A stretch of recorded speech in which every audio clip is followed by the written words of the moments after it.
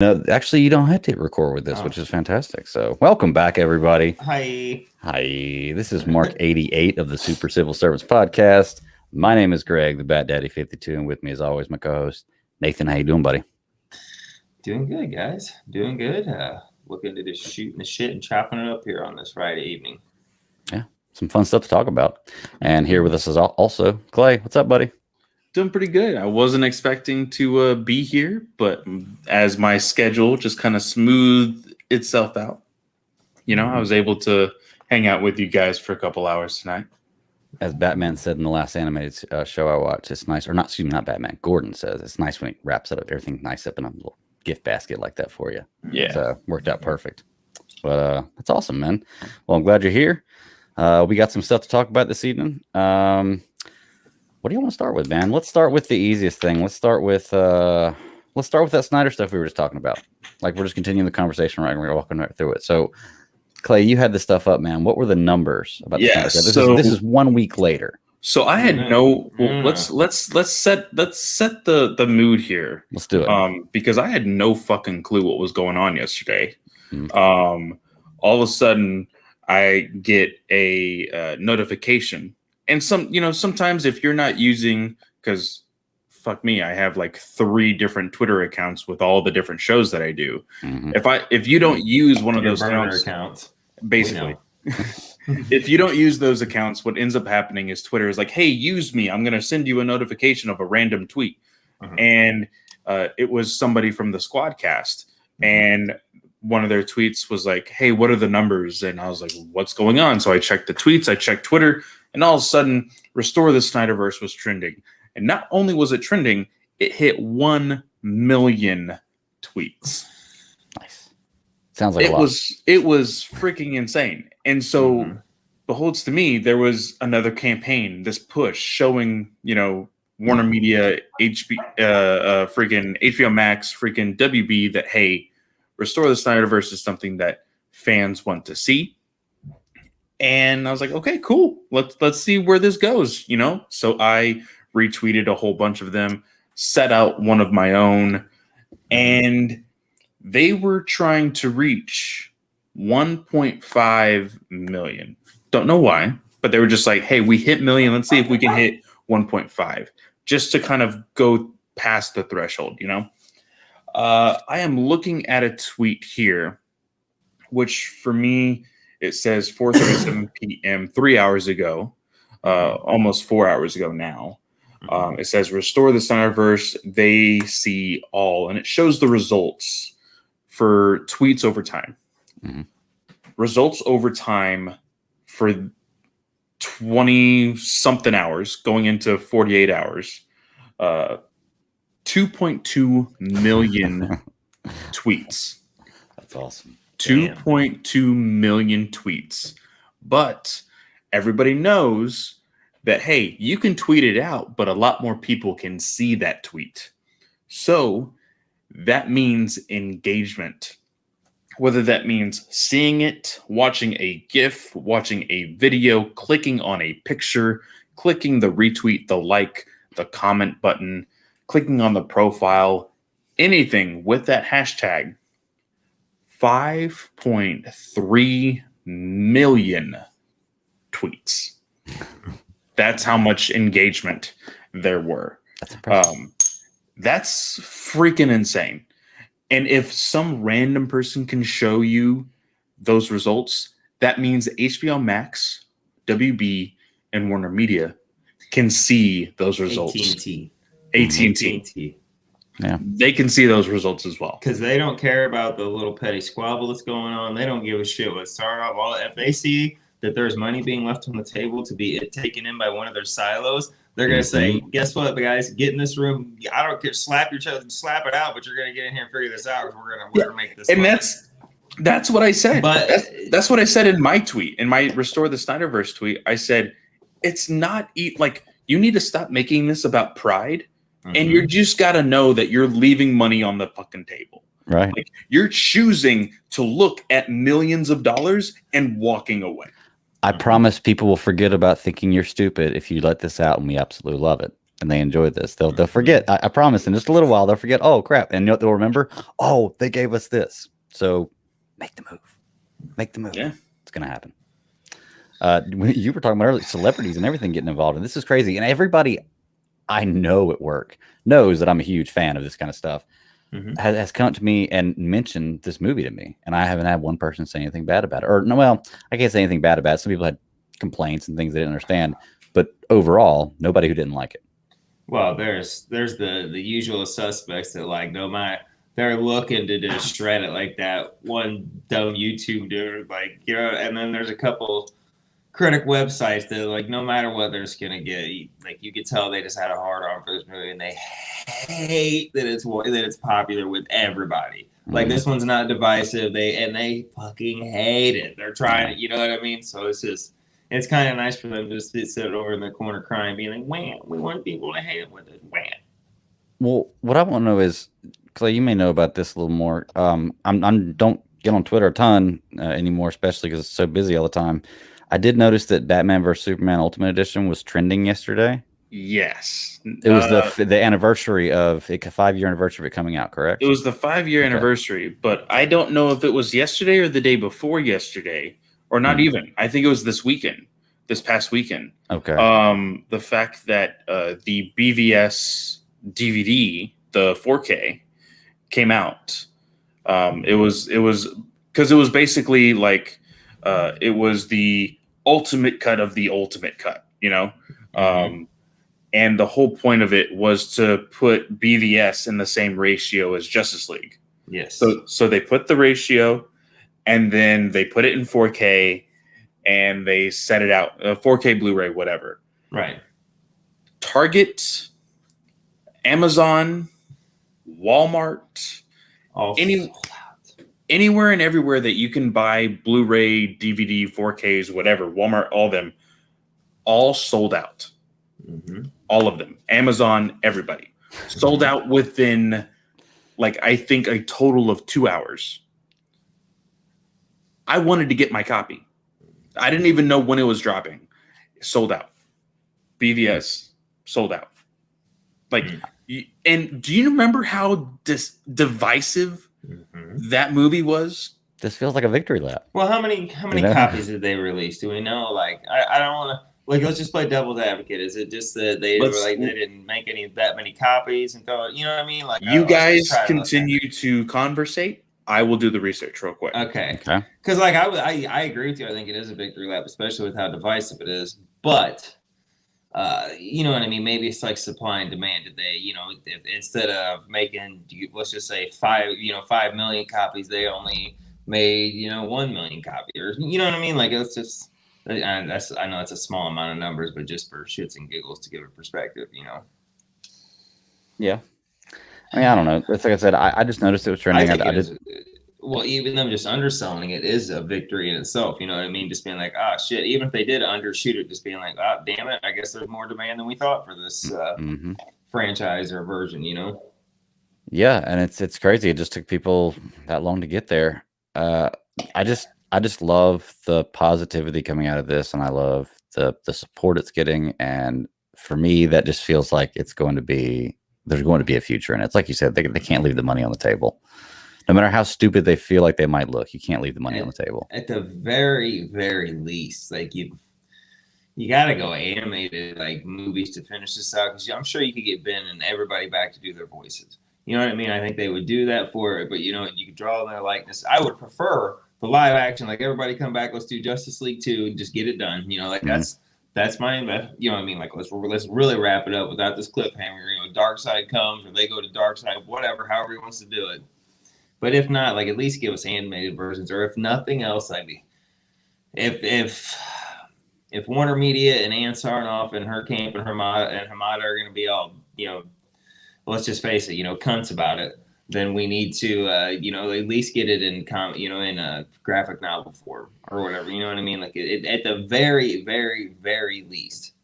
I'm kind of at the point with all the support, man. I don't want to settle for that. I don't full movie or anything. Like full movie. Give me the live action. Great, you know that. But I'm just like, I gotta have I hear runs. you. You know what I mean? Like if Escalation nothing of else, force. it's not. If there's literally nothing else, and that's all I can get, then okay, I'd at least like that. But I like we were just talking. Like I don't. How do you ignore this if you're AT&T? You know what I mean? And supposedly, Warner Max, they need the original. I just don't understand. There's just a perfect storm of circumstances, like the demand, the right avenue to release it, and in a company that is, they don't give a shit about the petty bullshit and squabbling. They want the money. You know what I mean? It just seems like the perfect storm. But you do have a couple of people set in place with stubborn egos, and they had to eat a lot of crow and a lot of mud over the last week. So it's just hard telling. Hey, I'll give it to him, man. I'll cook it up, put it on a plate, give him a fork and a knife, eat it. Okay, so numbers have not been shared yet, but they have, like, it was sold out everywhere, like internationally. So not just domestically, internationally as well. There's a real problem when I'm sorry, I don't mean to keep harping on it, but there's a real fucking problem when Warner Media and the people in charge, like, how are you not like? First of all, they didn't promote this shit at all. Zach went on YouTube shows and promoted this. Like, this was all self-promoted basically. And HBO Max, they did run trailers if they had stuff in front, but you know what I mean. Like, there was no support from Warner and all that. And like, how do they not? This is a victory for them. You know what I mean? The number of views that it's had, the great reception on it. This is, how do they not come out and tout this and hold it up and hey, look at us, like look what we did, even though, you know what I mean? Like there's something really telling in that. You know what I mean? And like I said, and Sarnoff, some of the stuff she said there, like Scott and Tim from DC Film Squadcast, they said it best. Like, these were all very prepared questions. This was almost like a press release. It wasn't even an interview. It was a press release. Like, that's a great way to say it, because it definitely was. Just like they were poignant in the way they phrased the questions and the way they phrased their answers. You could just tell. You know what I mean? Like, this was basically a hit piece and a statement saying, like, this is what we're gonna do. Not necessarily a hit, but like an indictment. I guess hit piece is a little strong. You know what I mean? Like an indictment on that. Just further driving and twisting a knife, being because just being petty cunts. Because she came off dumb with a capital R. You know what I'm saying? So, like, what an effort. You know what I mean? Like, that's just what it is. It's all R word. You know what I mean? I just dumb. It's all R word, just dumb. It's all fucking R word. I like that. I want to make a comment here from the comment that I see here. Netflix hid their numbers a lot in the past. Everybody does, and I think that's the whole point. The whole point of, like, Netflix is going to tell you, hey, we bombed. Like, we it's not going to be, hey, we suck. No shit. We fucked up, guys. Exactly. But, like, what Ann Sarnoff did, it's like she completely, like, put on the fucking, like, what is it? What are they called? The horse blinders. thing, the horse blinders, and she saw nothing but the fact that, like, I saw that in the chat too, and you are right with it. I'm sorry, I don't mean to cut you off. No, go ahead. But at least the unanimous reception critically and fan, like, that's at least something they would tout. Aquaman, every time they get a chance to talk about it, so well received, $1 billion movie. Even the Joker, even though they fought, kicked and screamed against it, now they're like, oh, the Joker too. Yeah, look at us, look what we did. You know what I mean? And they're not even doing that with this movie. It's like, it just seems telling. But you're right with the numbers thing. I just want to give credit where they're due. In the beginning, so that's a valid point. Even when you look at, like, Disney Plus, right? Disney Plus is giving you the numbers of subscribers, but they haven't really shared, like, the number of viewers for, like, Mandalorian or WandaVision. Okay. They're not going to share that because everybody wants to know, and they're like, oh, well, you just gotta watch it. If you want to know how good it is, you just gotta watch it. That's true. That's a good card to play, I guess. And Netflix started that. Netflix does not give out any fucking information whatsoever, except for their subscriber base. And it's only when they hit another goal, like one of their stretch goals of like they were fucking Patreon or something. Like, that's what they do. And unfortunately for HBO Max, what they have is the sharing of the movies same time as theaters. what they're doing for this year, but they're stupid enough to take that away next year. And then, they have a huge IP as DC Comics, and they're not doing shit with it. Like, well, to be fair, they're doing stuff with it. We got Titans coming back. We got Doom Patrol. We got animated movies in the works. Yes. They're still doing Teen Titans. I mean, let's be fair. They're doing the Suicide Squad's coming out. They are doing shit. They're rebooting Superman. Blue Beetle's in the works. We got to be fair as we're fair, but you can do all of that and give all that to us and still do this too for more money, and more revenue. Because like you said, like a lot of people, I saw people being like, who the fuck wants a new Blue Beetle movie over the fucking Snyderverse? And I'm like, well, you know what? Like Clay, like I get it. I want a fucking Blue Beetle movie. I like Jaime Reyes from Young Justice and from that DC animated movie universe. Like I think the Bug's cool in that version of the armor. But like I'm just saying, like you want that, and I want it too. But that doesn't mean I don't want to see, fucking Henry Cavill and those guys knock the shit out of him. You know what I mean? Yeah. Yeah. And when I say they're not doing anything, what I really mean is like they could easily streamline everything that they're doing, but because they don't have a solidified plan. Sure. And I'm not saying go Marvel. I'm saying, hey, there's divisions of stuff that you could be doing, and right now it's all chaos. It literally, like with all the news, it sounds like, hey, we're gonna throw shit at the wall and hopefully something sticks. They threw the Snyder Cut at the wall, and it's fucking Gorilla Glue, man.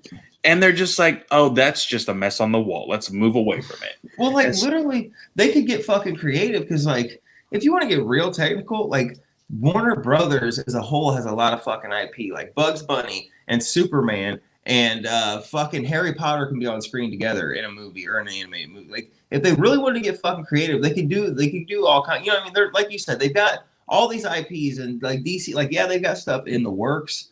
Like they've got stuff coming. Like we know the Suicide Squad's coming. Like I said, the reboot. Like we've got stuff coming, but when you have this many, like with COVID, like that, it did accelerate the need. Like especially like we're getting day to day. Like I can't wait to see Kong versus Godzilla. You know what I mean? Like I can't. Like, would I go to see that in the movie theaters? No, but I'm going to see it here. What I'm getting at is like with the streaming service, you got the CW and stuff like that. There's all these other revenues that you know what I mean. Like you can be doing more. And now I know we got Zatanna and Constantine, Justice League Dark or whatever. Like I don't know. I just don't see why you can't be doing all that and do this too. Because how many times have they said it's a multiverse and it's this and that, you know what I mean? And like, we'll give the man credit. Jim Lee gets it. He understands what a multiverse and all that. And I'm not like, I think his hands are, but you know what I mean? Like, I'm just saying, like, how many times did they come out and said that? And I heard Travis or somebody say, or no, I'm sorry, Scott from DC. We have 5 fucking Bruce Waynes coming out this year on screen. 5, or if the Batman hadn't been moved back, like we would have 5 different iterations of fucking Bruce Wayne on screen. People are okay with that, and we're fine with that. We've got 2 versions of Superman. We got Tyler Hoechlin on the CW, and I haven't been keeping up with that show, but when it all comes to HBO Max and I can binge it, I am going to watch it because that first episode, it was good, and the visual, it's in it. And I still love Henry Cavill. Like, we can have, I'll go back and watch Christopher Reeve too, Lord.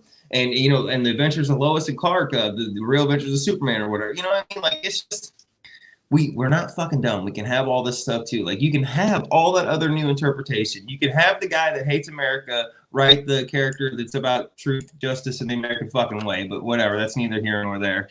And you know what I'm saying? And then we can still have the Henry Cavill over here, and you can still do somebody else over here doing his, the Hoechlin version on screen. Like you can do all that bullshit. Like Real quick, just because you brought it up, I want to go ahead and bring your attention to this thing right here. This is something that people don't understand, and it may be the ignorance of me not being in the corporate business of WB in Hollywood. Sure. Oh, Shazam too, bro. The Black Adam. Sorry, I didn't mean to cut you off. These are other things I'm excited for. Exactly. But Aquaman too. I like Aquaman more than most people. I like how they put CW Earth Prime.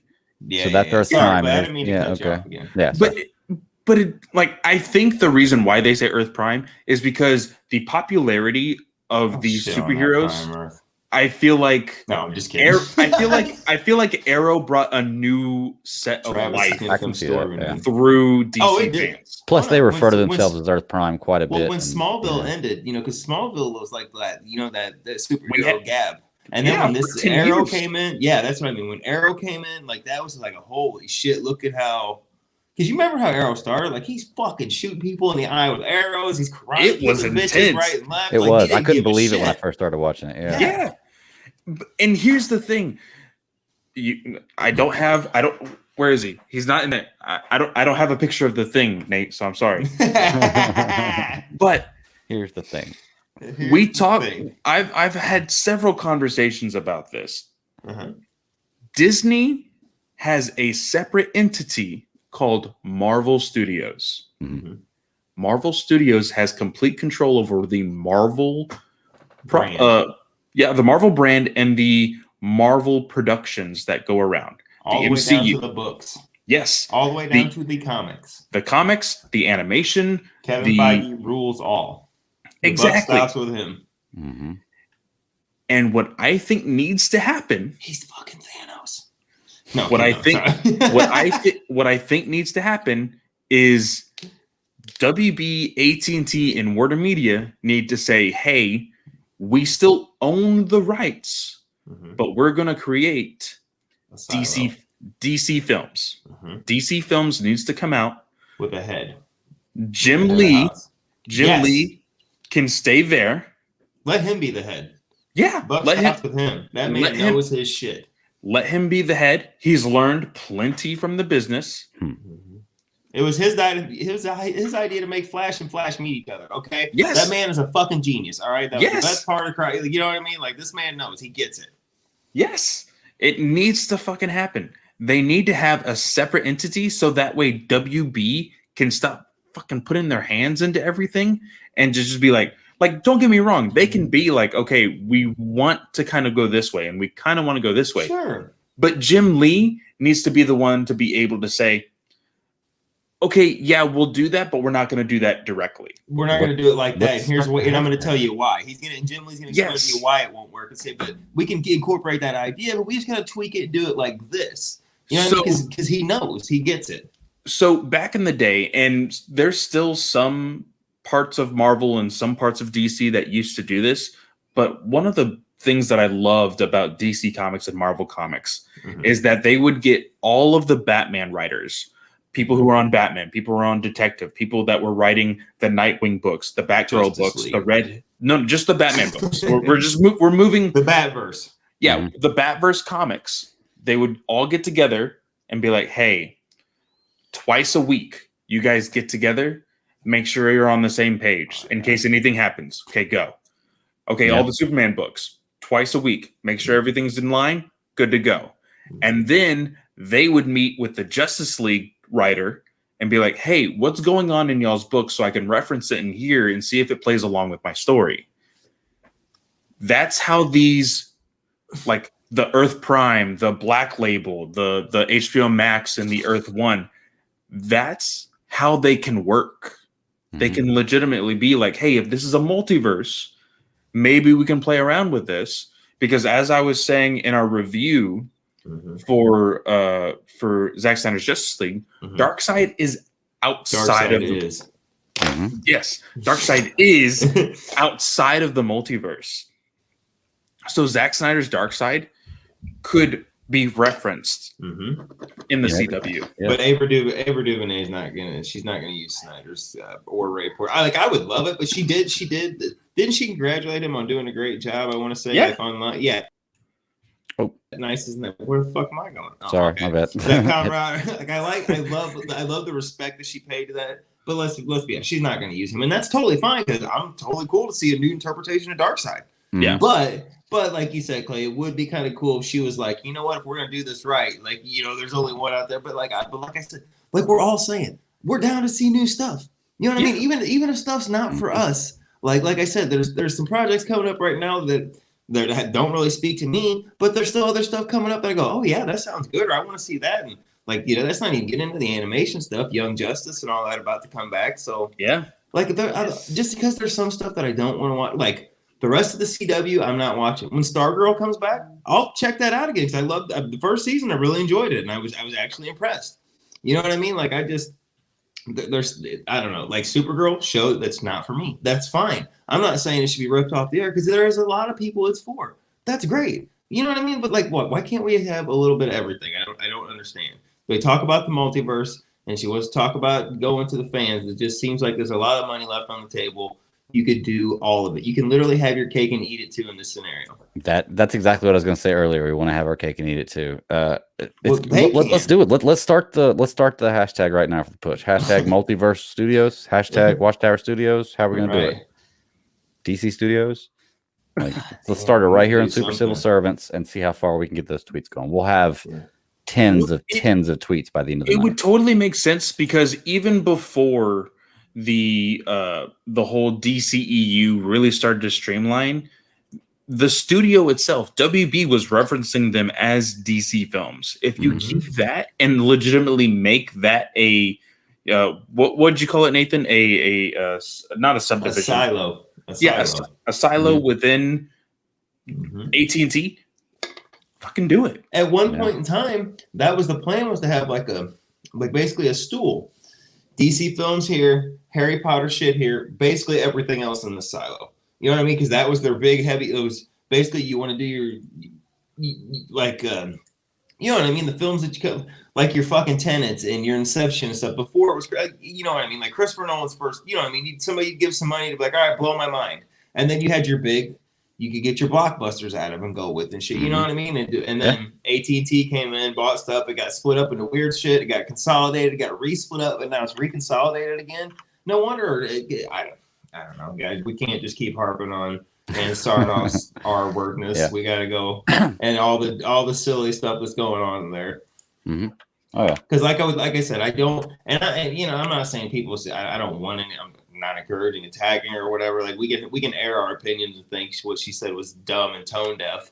You know what I mean? But like I don't know. It infuriates me. It just seems so silly, and I really hope that they sit around, even if it's begrudgingly, they go, all right, the fucking money's too good to leave it on the table. Let's do this. Even if they got to bite their tongue so hard it bleeds, you know what I mean? And grit their teeth and come through.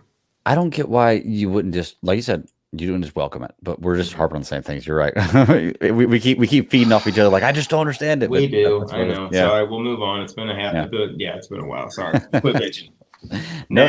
I was doing the same thing. Yeah. Wait. Speaking of, while we're talking about multiverse and stuff, though, as I told you guys, if you were listening, like I got all of Injustice in the Volume 1 and Volume 2 omnibus. Well, I just finished year 1 because like I've been reading as much. Like, oh God, what a great fucking story, and the slow decline of Superman and like going down.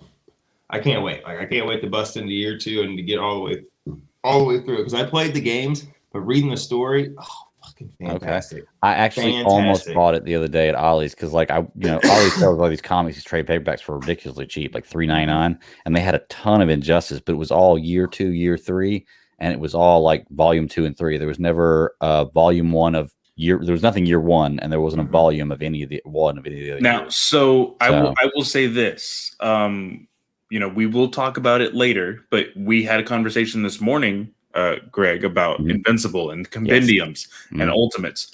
Now, Nathan, how do you feel about the omnibus of Injustice? Does it hold? Is it hard to read? Like, what would you recommend?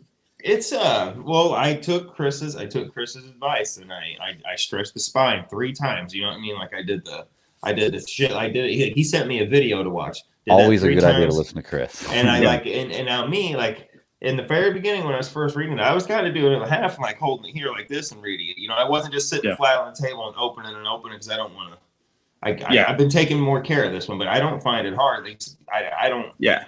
It's pretty easy. Greg, if you can dish it out, I would highly recommend the omnibus. You get the omnibus, story. The omnibus of it's volume 1 and volume 2, and it's all 5 years. No, it's there's 3. Yeah, you're right. Yeah, and come out for Injustice. Okay. And it's the 0 year through Harley's event. But either way, this is my first omnibus, and now I see why Chris does it, because you get every bit of the story in the order it's supposed to go through, even if like it's. Yeah, that's that. I'm going, man. I'm getting that. What's up, man? Boys, Cody and Tony were in here earlier. That's what's Yeah, up. I saw that. I'm getting, like I said, I'm hooked on. I am an omnibus guy. I saw that the Jeff Johns. I mean, you know, for whatever, his 52 run on Aquaman for the omnibus is out there for only like $48. I'm gonna have to get that because. You know, let's face it. Let's put John's brought Aquaman back to a beast mode. Yes, you know what I'm saying. And you say what you want about him, but he did do that's that. something that a lot of people are having arguments about today. Is like, can you separate the art from the artist? Absolutely. You absolutely can, because one thing is, Aquaman is going to last longer than Jeff Johns. Justice League is going to last longer than Jeff Johns. Guess what? I'm gonna get I've been looking at them. Whenever my taxes finally come back, I'm getting the Jeff Johns Green Lantern Volume 1, Volume 2, and Volume 3 omnibus. I'm gonna drop the $250 to like $300 to get all of it to read his entire land run. Guess what? What he did for Aquaman, he did for Lantern, Hal Jordan specifically, and the entire Lantern Corps. Guy Gardner, fucking John Stewart, Greg, Kyle Rayner, all those, picked them all up. And he did the same thing with fucking Shazam. Like I said, no matter what, like I don't care. Well, okay, I do care about what he did on set and like with Ray, you know what I'm saying, and that kind of shit, because that's despicable. But you cannot deny his writing talent and that he brought these characters, he breathed new life in them, and even Barry Allen's Flash. You know what I mean? Like he and brought these motherfuckers back, and people were like, "Well, look at him go." You know what I mean? So I can say, like, I equate this with like Chick-fil-A. Like Chick-fil-A is very religious. They're closed on Sundays. They're against gay marriage and stuff. If you're gay, I don't fucking care. Get married. Go do whatever you want to do. Get married. Get frolic in the streets. Fuck it. I don't care. Like, be happy. But now I can separate my politics from my chicken, because I don't agree with them being like, "Oh, gay marriage can't be doing that." Like me, what the fuck ever. But I can separate my chicken and my politics. You know what I'm saying? Greg, so like, Greg is just like with this. Chick-fil-A. I can do the same thing with this writer. So I know, but I'm just saying it's a good comparison, I think. Yeah. You know what I mean? Like I could separate the two. Yeah. You know, I will admit it was hard for me. In the midst of everything, when everything was first coming out, I was in fact reading. I was reading the very beginnings of the Green Lantern run. I have read it before, but I was reading it again on the DC Universe app, and like I got to the point right at the moment where I was reading Flash Rebirth when Barry comes back to life. So right in his interaction with Hal Jordan, and they were talking about how he came back to life and all of this other stuff. I was at that moment when everything started to really like come out about Johns, and it's probably one of my favorite parts of the book, because they're both talking about coming back to life. Mm-hmm. And I was just like, this is such a good page to read, but I just feel dirty reading it.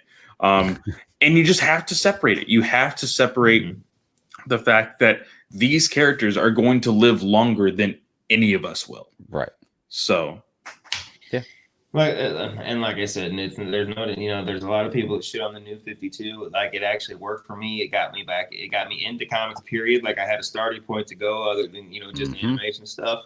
And like I said, there's a lot of stuff that got better and got new life brought into them because of the New 52. Yep. So you know what I mean, and unfortunately, whatever, Johns is a big part of that. And like I said, Aquaman, Shazam, Barry, and Hal, and the entire Lantern Corps all benefited from his writing. You know what I mean? Like I said, for better or for worse. And I understand if people don't want to buy his stuff, I totally get it. That's totally fine. It's your money. You're free to spend or not spend it on whatever you like.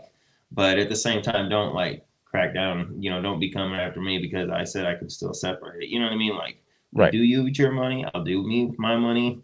And like I said, the guy. But we can both agree that the guy's pretty shitty. So you know what I mean? Yeah. Oh yeah. All right, man. Well, let's. But Injustice, by the way, Greg, fucking fantastic. Year one, fantastic. Can't wait to get into year two. Travis has been recommending it very, very much. I suggest you pull the trigger. Yeah, and him. I want to listen to him and Chris's review on World's Finest, but I haven't been able to because I haven't read it yet, and I don't want to listen to it until I read it. So I guess I got to buy it and then read it, and I can listen to it. So me too. It's fucking fantastic. At least year one was. The entire year one, I was like, wow, like this is really, really well done. Follow the same storyline as the games does? Like if you ever watch the movies of the game? This is incorporated like years before and prior. Like it is working. It is definitely working with the game. Cool. I can't wait to check it I out. do believe. Yeah, it's phenomenal. If you got anybody hasn't read it, Travis, 57, you were right. You've been preaching to me too for a long time to get it. I finally, it's excellent. So anybody was wondering, my dogs are going nuts in there. I hear them. All right, they're not getting paid extra. Okay, we're not paying them for their cameo. All right, well let's move on, man. Let's get into the next topic here. Let's talk about Suicide Squad trailer. Dropped today. Mm-hmm. I did not watch it on purpose because I want to watch it for the first time on here and get a reaction on here. But you've seen it, correct? Mm-hmm. Liked it? I will wait to give my judgment until you've seen it. Okay. I don't want to influence your opinion one way or the other. Okay. And I know Clay had to step away for a second, but I know he's seen it too. So or saw it, seeing it, whatever. Okay. Whatever. I'm just saying. So he's seen it too, and I don't want to influence your judgment one way or the other. So let's do it, man. We'll wait for you. Yeah, you watch and regale us with your opinion, and then I'll tell you what I thought. All right. Let's see. Here we go. Clay, don't say anything. We're gonna let Greg watch, and then we're gonna let him give his opinion, and then we'll give ours. Wears a toilet seat on his head. We don't leave one of our own behind. Hopefully, Harley stole. All right. No funny business, Arnold. These are dangerous people. Team 2 is clear to go. Fire. 3, 2. What are you guys doing? What? We're here to save you. You were gonna save me? It was a really good plan, too. Well, I can go back inside and you can still do it. That's patronizing. I'm so sorry. Harley Quinn. Blood sport. Okay. You know the deal. Successfully complete the mission, you get 10 years off your sentence.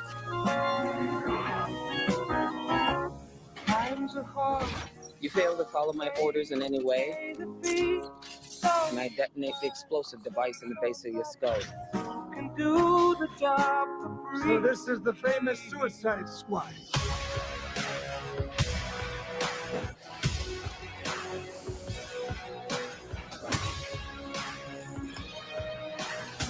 This looks much different than I expected it to. Any questions? And Yes, that is your hand. Very good. We're all gonna die. I hope so. Oh, for fuck's sake. here's the deal. You fail the mission. I can say so far there's nothing about this movie that's making me, other than seeing the characters, making me want to be like, oh my god, I can't wait to see this. You don't. What? No, If What we're gonna cough see. without covering your mouth. Harley. Although that isn't an open invitation for you to cough without covering your mouth. What's the plan? Who the hell am I supposed to know? You're the leader. You're supposed to be decisive. And I've decided that you should eat a big bag of dicks. If this whole beach was completely covered in dicks, and somebody said I'd eat every dick until the beach was clean for liberty, I would say no problemo. Why would someone put penises all over the beach? Who knows why madmen do what they do? Good point.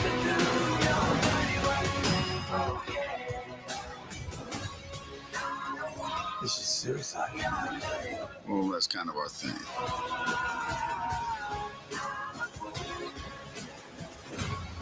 Don't you worry, eh? I'm gonna get you out of here alive. I'm going to get you out of here alive. Huh. Oh my god! We've got a freaking kaiju up in this shit! Starro, motherfucker. We love the rain. It's like angels are smooching all over us. All right. Well, initial thoughts. It looks good. I don't know. It doesn't quite look exactly like I expected it to from the first little bit I saw. But I mean, once again, this is a trailer. Trailers can be deceiving, and trailers also you can think you can see a lot about a trailer and not know anything about it at all, because there's a lot of stuff in a lot of the last trailers I've seen that I thought was going to be absolutely amazing and ended up not being, or vice versa. So, going to hold judgment on the movie till I see it. But it's interesting, I guess, because I don't know a lot about the story other than it's kind of just a hide. They're just going on a job, and I guess are they trying to steal something? I'm not sure what the mission is, but they have a mission to go on, and I don't know. A lot of them are going to die. Is what I know about the movie. It's going to be interesting. I don't know. Nathan, what do you think? Did you love it? No. Okay. It looks. So I'm not like alone. It looks, That's good. It looks fine. Like visually it looks fine, but it is very gunny. Like you can like that is his humor. It's gonna my assumption from what I have seen is that it's gonna be more in the comedy vein of Guardians of the Galaxy Volume 2. Really? And, You think like, so? I think that no, like that kind of over the top exact like I only like with rated R stuff. I don't mean like you know how annoying Drax was with the over the top laugh and the I have famously huge turds or whatever. That like John Cena being like if there was all these dicks out here and like that is just this is a James Gunn like he gets to be R rated with the like they let him go full gun and I said that was the problem in Volume 2 of Guardians of the Galaxy is he went full gun and he's getting to go full gun here because they're just letting him do what the fuck he wants because they want that Guardians Monday son. That may be what it is. That when I look at this, I'm like, I don't know, because I did love Guardians of the Galaxy 1, but 2 just for me is the worst MCU movie they made. This is my opinion, and I will watch it. But right now, I'm not super jazzed. It looks very like he went full gun, and he, like you said, he even fucking sucked himself off right there in the open from the horribly beautiful mind of James Gunn. God, like, did you fucking hurt your ribs bending over to suck yourself off? But whatever, that's neither here nor there. Like, I will watch it. I'm just saying. Mm-hmm. I'm just saying it's totally a Gunn film. Yeah. I think, and I'm gonna watch it. Maybe. Sorry, I reserve the right to be blown away. Maybe it'll literally blow my socks off. You know what I mean? Yeah. Sorry, Clay. Go ahead. No, I'm looking forward to this because, of course, it's a DC film. Right. As I am a fan of DC comics, DC characters, I'm gonna watch this movie. Mm-hmm. I am hoping that if it is in fact, and it is rated R. It is. I hope that it's more pulling somebody apart. Yeah. I hope that it's more in the vein. I hope it's a mix between Guardians of the Galaxy Volume 1 and Super. If anybody has seen Super, they completely understand. This was a movie I saw most of it. I fell asleep on it and I never went back to watch it. Okay. I saw it for the very first time last year. It was not what I was expecting from James Gunn. Because I had never seen that part of James Gunn before. Right.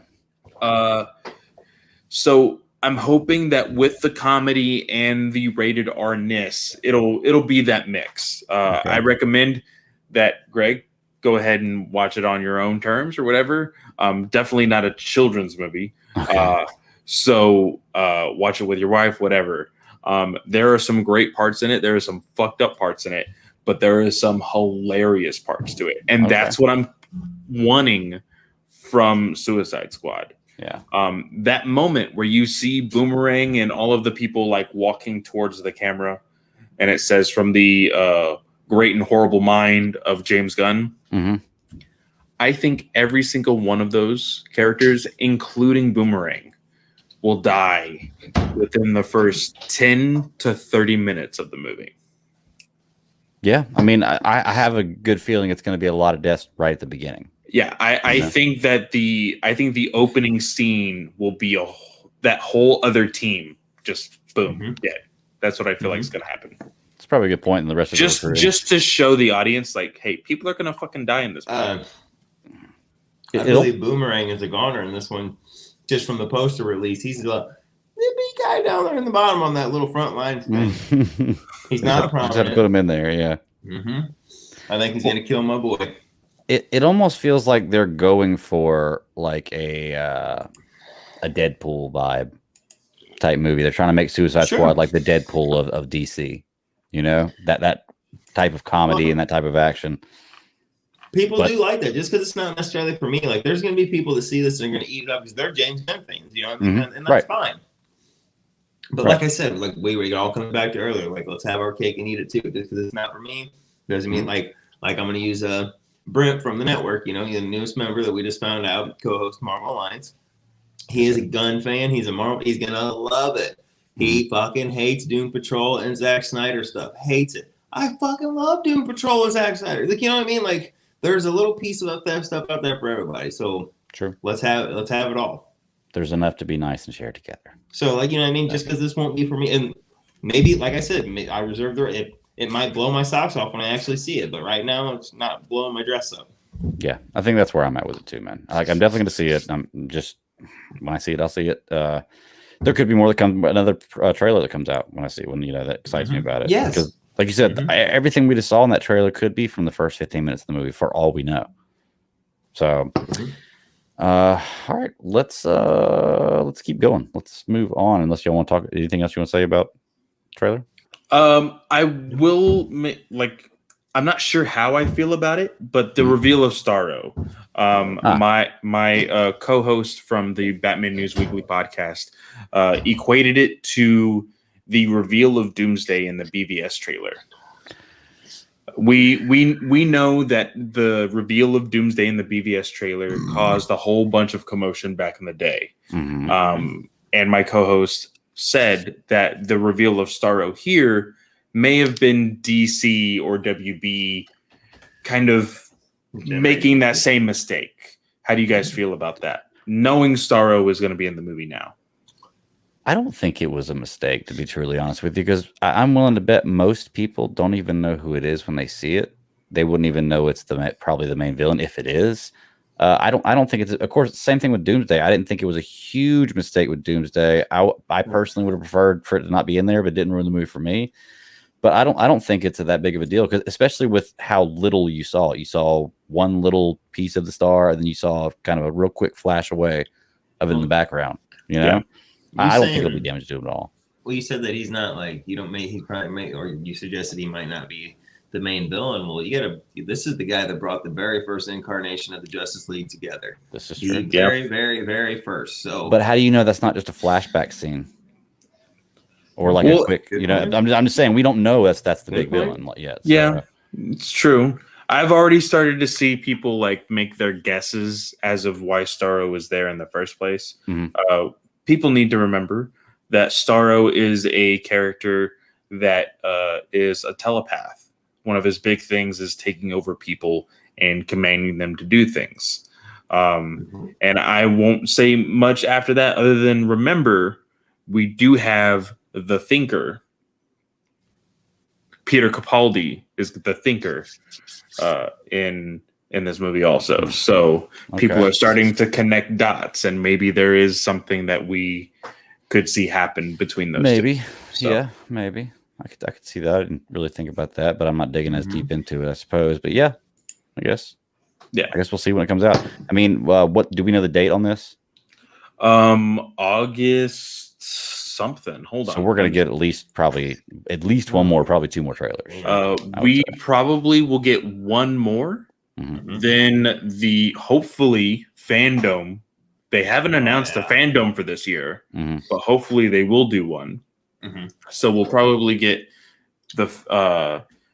I think the way it goes is trailer, Suicide Squad, then fandom. Okay. Or it's trailer, fandom, Suicide Squad. It's just one of those two of switching. Either way, we'll see some more about it. Maybe it'll shed some light on it. Stuff will come out, leaks, storyboards, plots, everything. So there will be more for us to see about this movie coming forward. So let's move on into some Marvel. Let's talk about Falcon and Winter Soldier. Premiere was last week, but last week we were all wrapped up in Justice League, and I wasn't bringing any Falcon and Winter Soldier into the Justice League review. So we punted the episode 1 to this week, and we're going to talk about episode 1 and 2 this week. So, Nathan, I talked to you a little bit about it as it came out, but I hadn't seen it yet, so I didn't want to get too in depth. What are your initial thoughts? You've only seen the first episode. You haven't seen the second, right? I've only but you don't care about spoilers. Yeah, whatever. So, I mean, it looks good. Like, it looks good in the vein of the Marvel style. I don't know. Like, it looked good. Like, I would Sam was fine. Like I said, I liked his action beats. I like that opening scene when he's going after Batroc or whatever, and he's flying through and shit. Because I've always thought I thought he was really fucking cool in the Winter Soldier, just coming on the scene and stuff. I really enjoyed the stuff with Bucky. You know what I mean, going on there. Sam and his sister, it was totally fine, but there were 2 times that it took me out of it. and I know nobody wants to hear it, nobody wants to talk about it, but if this show is going to, they say it's going to confront racism and stuff, and that's fine. And if you really want to fucking impress me, let's face Sam's sister's racism, because the line with quote, "Don't leave me alone with these white people." Like, what the fuck? You could have conveyed the exact same thing with just saying, "Don't leave me alone with these people." If I said right fucking now, "Don't leave me alone with these black people," motherfuckers would come for my neck. Would they become with pitchforks and burn me the fuck down? Because that's a fucking no. If I said, "Don't leave me alone with these Jews, these Mexicans, Latino, whatever," insert any other motherfucking thing, it would be the end of the goddamn world, and you know it. And then her at the bank and stuff, and just automatically assume. Now, maybe it'll go on, and they will show some version of like a flashback with her in the 5 years going, where they got denied in, and somebody was blatantly like racist to her, where they were like, "Look at this fucking, disparaging remark. That's fine. But her just going in there and assuming that she couldn't get the loan because she's black, like, what are you doing? Like, you know what I'm saying? Like, oh, they're trying to show systemic racism. What? To me, that seemed like that guy was doing his job. Sam didn't have any fucking income for 5 years. And yes, I know. But anybody in the real world right now who's listening to me, who's ever tried to go get a small business loan or a fucking big, large amount of money, you got to jump through so many motherfucking hoops before you get approved. It's not fucking funny. So Sam not having any income for 5 years, and I know they go, well, it's the blip. Well, guess what? Half the motherfucking universe has that excuse. They got to work with that. Just like right now, if I went off, let's just say I went off right now and I was missing for 5 years or whatever. I was in a coma. I was taken away, whatever. I come back and I try, like, I got great credit now and I can get a loan perfect. I go away for 5 fucking years and come back, and there's no income shit on there. They're gonna go, sorry, sir, you don't fucking qualify. Like, you don't have any fucking income. We're not just going to give you a business loan. I don't care if I saw your picture in the paper or you're an Avenger. I know it's different in this universe. Anyway, I don't want to harp on it, but I'm just saying, if you really want to impress me, address racism on both sides. Like, show me that somebody's being discouraging against them or whatever. That's fine. But let Sam turn to her and be like, whoa, you know what I'm saying? Like, you seem like you're a little hostile and racist towards them. And nobody wants to talk about that. Or I've heard, actually, other people, whatever, on YouTube talk about it. But I'm just saying, like, nobody that has the color of my skin is fucking saying a word about that. Or maybe I'm just the only one that struck a nerve with, but I don't care. I'm going to say it's not a popular conversation to have. Right. I get it. And majority of the reason is fuck it. And anybody can. And I'm not discouraged. I'm not trying to discourage you in either way. Right. But I think majority of society has the idea of, you can't be racist towards white people. Oh, I know, and there's a huge. And I would challenge anybody to look up the definition of fucking racism, because nowhere in there does it say you can't be racist towards white people. Get the fuck out! If you believe that, I like, that is so sad. Like, that is so fucking sad. Nathan, I agree with you about a lot of the stuff you're saying too, because I know this is a discussion we had about before, and I hadn't watched it yet, so I wanted to see what it was saying. But I will say, watch the second episode. Okay, and like I said, what you're talking about context is addressed. Sure. And actually, I can think of 2 or 3 times in the second episode that exactly what you're talking about is addressed. So 2 times. While what you're talking about, I did see, and we discussed that before. I watched the second episode, and I was like, okay, they put that in there. Okay, I haven't seen it I yet, recommend check out the second episode. We're going to talk about it. Yeah, I didn't have time. I didn't have time to watch. I watched the 3 episodes of Invincible that we're going to talk about. That's me. So, like I said, I fully admit that I haven't seen this. And if it's like I said, I will actually be impressed. Like, all right, like, let's see some shit. You know what I mean? Like, let's I don't know. You know what I'm saying? That's just me. I mean, that was just off of the first episode impression. Yeah, while we're talking about it, let's just point it out right now. I mean, we're not going to go any kind of order to talk these episodes. There's the one scene where the cop there's Bucky and Sam are out in the middle of the street, and they're kind of arguing, and the cops pull up, and they automatically are like immediately going after Sam. And I was like, okay, so that's showing that right there. And then there's the other scene where the little kid calls him Black Falcon, and he's like, no, my daddy says call you Black Falcon. He says, why call me Black Falcon? Because I'm black. And he says, yeah, I guess. So does that mean you're Black Kid? Does that mean I call you Black Kid? And he laughs and walks away. And I was like, okay, so they're addressing other things like that. So that's what that. I was like, okay. So I see it. So it did bring those things up.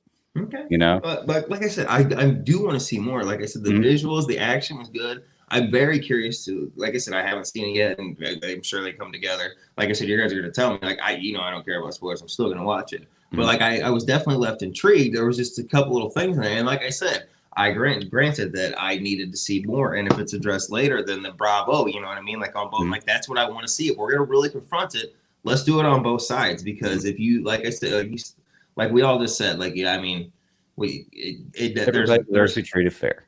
There's no fucking race or group of people that are excluded from have racism towards them. You know what I mean? Yeah. So like there's no, like, so yeah, like I said, let's address it. I want to see all of it. You know what I mean?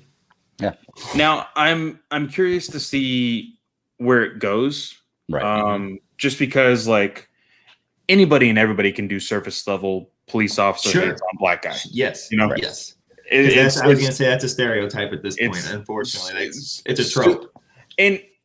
And that's the conversation. Not to take away from the, you know what I mean? Correct. But whatever. But that was a conversation that I was having with my wife very early on last year. It was more of like, hey, we can all say and do things, right? But when can we actually have the conversations to expand other than just this thing or that thing? You know? So I'm curious to see how they move forward with it for sure. There was a moment in there where they talked about Isaiah. And Nathan, that was a good moment. Yeah, you're right. Nathan and Greg, I highly recommend if you guys have the Marvel Unlimited app, or if you have the chance to buy the trade. I've Wikipedia'd him. I've heard. So, I know the gist. So, Red, White, and Black is a very interesting story. Okay. About how America basically tested the super soldier serum on a stream. Were they spoofing the Tuskegee experiments or whatever? Yes. That was that kind of spoof on it. Yeah. They were just putting their spin on it. Only it was super soldier serum. Yeah, the super soldier serum on Black Americans. Okay. And which was disgusting back then, you know, right? Yeah. And it was killing a whole lot of them. Somebody survived, that somebody being Isaiah. He played a big role in the Vietnam War. Right. Which was referenced here with Bucky. He didn't win Vietnam. Yeah. So with all of if that, we got a fucking super soldier, we better win. Yeah. But there was a lot of different things that you can kind of tell was happening. And Isaiah even said, the one thing that happened with me being Captain America was that I was sent to prison. Yeah. So I don't know if we'll see a return, which was played by the famous Carl Lumbly, who is, of course, the original voice of Martian Manhunter on the Justice League animated series. Nice. Really great guy. In the version that connects to the Batman you're watching. Like when you eventually make it to Justice League, it's his voice you'll hear. Yeah. He also played Martian Manhunter's father on Supergirl. So if you have seen that, he did play a part there in live action. But yeah, we actually got to see his powers in use. He got angry. He threw something that stuck to the wall. It was actually pretty cool. But for the most part, I was even telling you guys beforehand, and Nathan, I had no clue that you hadn't seen the second episode yet. But this second episode, like, you can severely see it, is the fact that, like, this whole thing that Sam and Bucky have against each other, it kind of popped out of nowhere. And they're it feels like they're just kind of laying it into you. So they're trying to feed off of the VW bug scene from Civil War or whatever, where he's that's like, what it feels like. Scoot up the seat, and he's like, no, he's like, I hate you. And like they're going off that, I guess.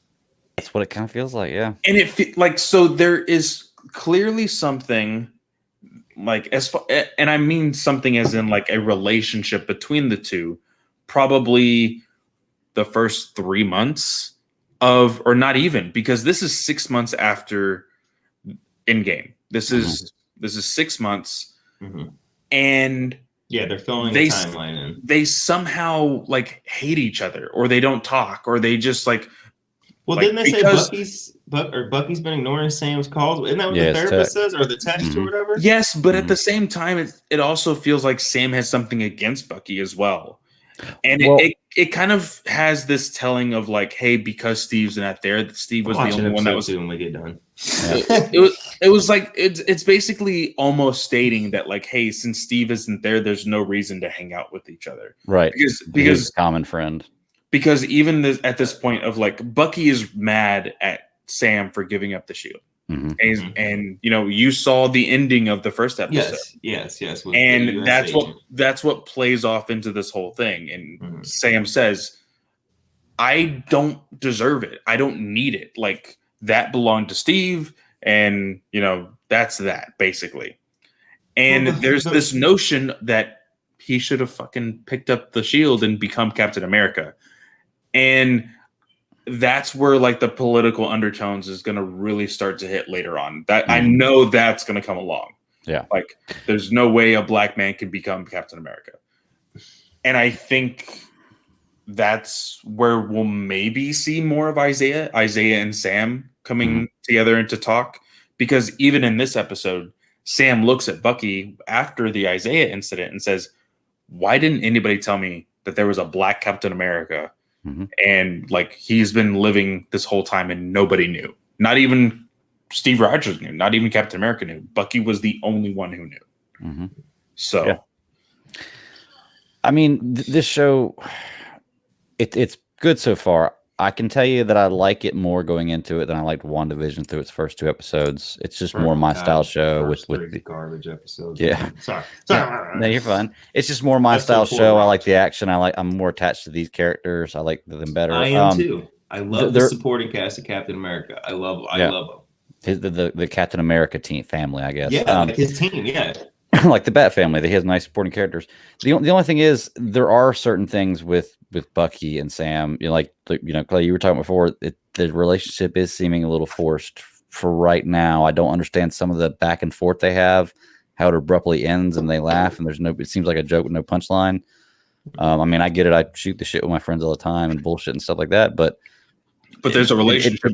There's a relationship there. It makes sense. Like some of the stuff they're saying doesn't make sense to each other. Like and I'm not liking the idea of them being upset with this guy. I can't remember his name. The new guy who's Captain America, something Walker or something like that. Yeah, something Walker. I can't remember his first name. This guy seems like a good guy. He seems like a guy that if he was around when Steve Rogers was around and they were trying to pick the guy to be Captain America, that he would give him a run for his money or would be a great choice. But see, that's the problem I have also. It's because the old man from Up in Captain America. For real, if you see that picture, it totally looks like him. Yeah, it does. But Greg, also the problem that I have with that is, he seems like a really nice guy, but at one point in the episode, there's a moment where they're like, "Hey, you have all these regulations and you work with the government.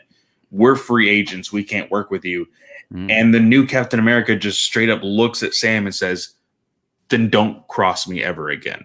Like, and he just turns this like fucking switch, and it's like, well, after a full episode of after he saved their asses, you know, and then offered them the rides and everything, and then he's doing nothing but proving himself to be a good guy. Like they're like, "Have you ever jumped in a grenade?" He's like, "Yeah, 4 actually," and he tells a story about it. Like, so this guy's a good guy, and they're still rejecting him like he's an asshole. I would feel the same way. I'd be like, "Well, fuck you, don't cross me, dude," because I feel like Sam and Bucky in this moment have no reason to be upset with this guy. You gave the shield up. If you gave it up, then you can't get mad if somebody else that deserves it. Seems like they deserve let's it. Not to take up the mantle. Over the fact that guy's a schemy asshole that like he gets it from you're doing the right thing, and then 24 hours later is like, we gave it to this fucking guy. Fuck Sam Wilson. Well, I can get being upset about that. I can get being upset about that. But this guy's trying to do the same thing you're trying to do. He's trying to be a good guy, and it's not his fault that they picked him to do this. Yeah, like, why are you being such a dick about it, dude? Right. Sam, you could have held on the shield and been Captain America. You didn't. Wait till somebody else does. I understand that. I understand where you're coming from, Greg. But again, he has this very uppity attitude, and like even his like partner, which is weird because like apparently every Captain America is supposed to have a sidekick, and so this guy has a sidekick, and he even has a code name, and they're all buddy, and they just see him. He's like, "Yeah, fuck off!" Like basically, and it's just like I said, it's literally a switch that's switched, and it doesn't make sense for the tone that they had. Yeah, and so I feel like maybe the dialogue was just forced, or just the scene didn't work out for me. it just like I feel like there wasn't enough interaction for Walker, the new Captain America, to switch that fast. Yeah. Because I can understand. He's like, if there was like a prolonged conversation to be like, oh yeah, I bailed you out of jail. I did this for you. I did this for you. I did this for you. And like, kind of like they started to butt heads a little bit. And then he said it. Cool. Well, Right. But there was no I'm conversation. going to solve it all. Episode 3, it's just going to cut to that guy is standing in a dark room looking at the mirror. He's going to go, he's going to do like this evil laugh. And you're going, God damn it, I get it. I get it now. It's all you're going to need to hear is the evil laugh. And you're like, this son of a bitch is up to no good. And that's all you'll need. Let's see. Yeah, man, this show's, like I said, it's good so far. I'm going to continue to watch it because I'm enjoying it. I really like these characters. What is this? Same thing? 8 episodes? I think it's 9. 9? Okay. This is Is it only 6? Oh, wow. I was way off. So No I'm already a way. third of the way through. There's Okay. no way there's only 6 episodes of this. Well, 6 episodes. We're gonna see how the story progresses and what it's gonna do with the Marvel universe going into the future. What other parts about it we want to talk about? Oh, Holy crap, I guess 6. Bucky ripping his leather jacket sleeve off. I thought that was pretty cool to expose the arm, obviously, because you want it if you have that arm.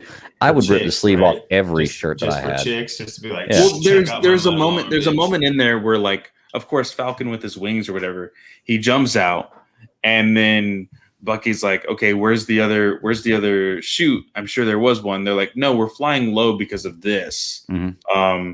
And you look out there and trees are like basically right below them. Mm-hmm. He's like, are you sure you don't need a chute? He's like, yeah, I don't need one. And he rips off the sleeve to show like, hey, I don't need it because I have this. I'll just grab onto a tree. Mm-hmm. Doesn't really work out all that well. No, which he doesn't do. He doesn't grab on a tree. It just falls. Yeah. Yeah. But it was a funny moment. You know, I still like how comedy does play out in MCU stuff, and sometimes it can be organic, sometimes it can be a little on the nose. Sure. Like there's a moment where Bucky's being super stealthy, and Falcon's like, "Oh man, you spend some time in Wakanda and you think you're White Tiger or whatever." He's like, "Actually, it's the White Wolf." Yeah. Like it's funny, but it's more funny because that's a callback to not only the prior films, the very end of what was it? Freaking Black Panther. No, it was the end of Falcon and Winter Soldier, or not Falcon and Winter Soldier. God, I'm an idiot. Civil War. Not so. Yeah, Civil War. Yeah. Right? Yeah. So, well, no, at the very end of Black Panther, at the post credits, that's where he's ready. That's Okay, when he gets the new arm, and they call him the White Wolf. Okay. Yeah. So there's that, but also it's a reference to the comics. So Okay. you know. Yeah. They did a good job of that. Dang it, I had something I was going to say. I always do that. I have something I want to bring up, and then somebody raises a great point. I can't remember what it was. It's my big mouth. I'm sorry. Oh, no. The funniest part I thought was really, really funny the first time I saw it was when Red Wing gets destroyed by the super soldiers, and he's like, I want to do that for so long. That was pretty good. I was like, okay, good time. I don't understand the whole concept of like, because Sam tells Bucky, "Hey, I'm going to go do this," and he's like, "Don't worry, I have backup. I have Red Wing," and Bucky's like, "Well, I don't trust Red Wing." It's like, it's a fucking machine. Yeah. Like, Why don't you trust Red Wing? Yeah. Like, yeah. And again, it shows that there's supposed to be this relationship between Sam and Bucky, but I kind of wanted that relationship, and we're kind of getting the tail end of it, the turmoil, and now we're going to see a new relationship, I'm sure, at the end of these 6 episodes. So it's very confusing. Yeah. But I mean, we'll see how it progresses. Nathan, was there anything that stood out to you in the first episode you saw you want to talk about?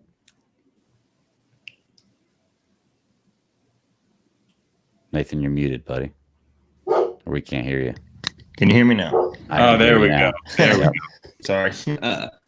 I like the action when I saw the visuals look good. It's it looked good. Like I said, it looked good. There was nothing wrong. Like after the first episode, I was curious to see it. I just didn't have time to watch it tonight because I don't know why, but for whatever reason, Invincible was just, you know what I mean? I was like, man, I want to check this new fresh thing out, and I'm glad that I watched those 3 episodes. To be honest with you. Yeah, Invincible is going to be a fun one to talk about. Mm-hmm. Hey, you're muted there. That's right. Gregory. Dogs are barking. Yeah, I did the same thing. 2 more questions about Falcon Winter Soldier. Then one, that's a different shield than we saw Captain America with. Yes. Because then we saw him give at the end of Endgame. That's a different shield. So it's weird. I don't know why they changed the shield. And what do y'all think about the new Captain America suit? Other than the stupid looking helmet, like the suit itself.